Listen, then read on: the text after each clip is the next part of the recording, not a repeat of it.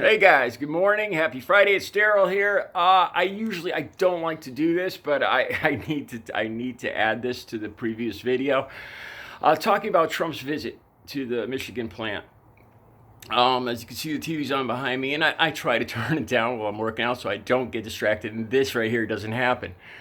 But there's more to that story. So I actually hear Trump's whole winding, nonsensical, half lying, I'm sure, babbling reason as to why he's not wearing a mask. And he rambles on about, well, I wore one before and they said it was okay. They required it there and I wore it before and it was very nice. It was okay. It was good. But I took it off here. They told me it was okay to take it off here.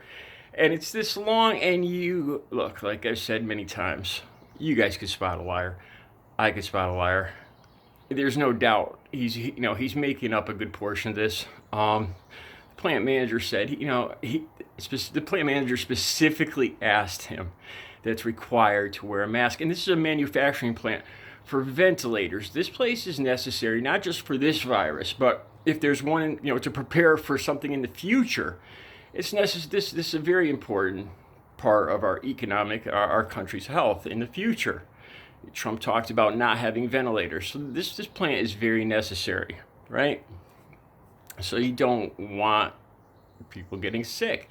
If you're making ventilators to treat people that got the virus, it just stands to reason that it would, not only would it make sense to wear a mask, but it would look good. Wearing a mask in a ventilator plant, and to hear him making up these excuses.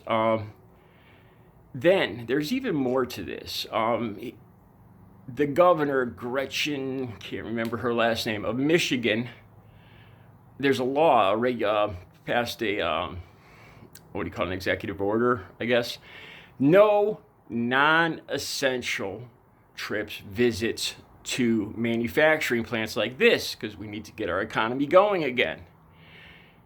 What he flaunts this.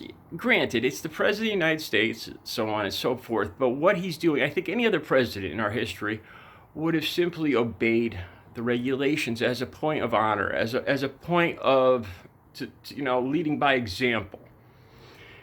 Trump flaunts the order to no non-essential visits to the plant, disregards it, disregards the masks. And he goes on to say that he was tested this morning, so it's not important. Trump supporters, can't you see, though? Everything he says, it's all about him. It's all, I'm healthy, so don't worry about it.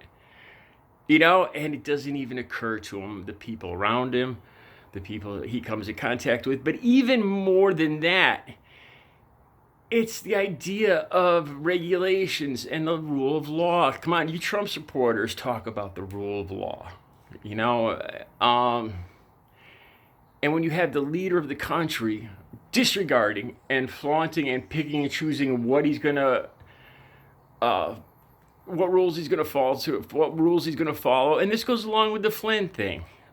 He admits guilt, no doubt. He did lie to investigators. He lied to the vice president. What he did was wrong. He admits it.